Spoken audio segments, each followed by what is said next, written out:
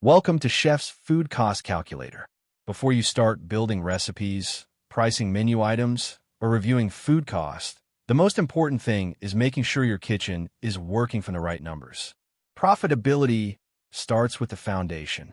If your currency, target food cost, and workspace defaults are set correctly, every recipe, batch, menu, event, and report becomes more useful. You're not just entering data. You're building a system that helps you understand whether your food is priced to make money. The Workspace dashboard helps you build that foundation in the right order, so your numbers stay connected from the start. In the Next Step section, I'm going to select Review Settings.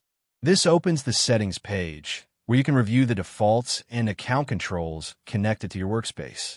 This is where you set the baseline values used across the app. The first setting is Default Currency. This controls how costs, prices, inventory values, and exports display money throughout the workspace.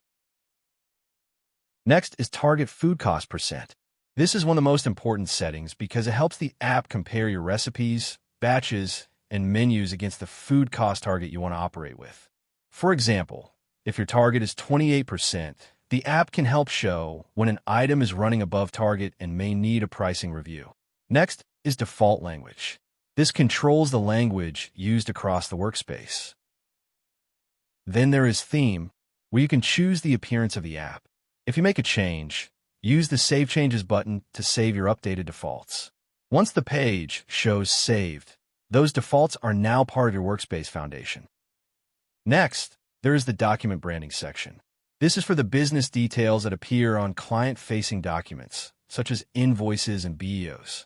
Here you can add your business name, address, phone number, email, website, and an optional footer note. This helps your exported documents look professional and connected to your business. After updating these fields, select Save Branding. The next section is Account and Access.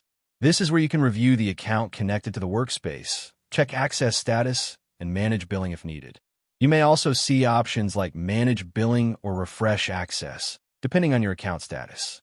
This section is mainly for subscription and access review, so most day-to-day costing work will happen in the other areas of the app. Once settings are reviewed and saved, your foundation is ready. Let's head over to the workspace. Once your settings are saved, your workspace has the foundation it needs. From here, the next step is Ingredients. Ingredients are where your real food costs begin. They feed recipes, batches, menus, events, inventory, and kitchen snapshot. So the workflow is simple. Review your defaults first, save any changes, then move into adding or importing ingredients. That way, every number you build after this is connected to the same foundation, and you can make better decisions about food cost, pricing, and profitability.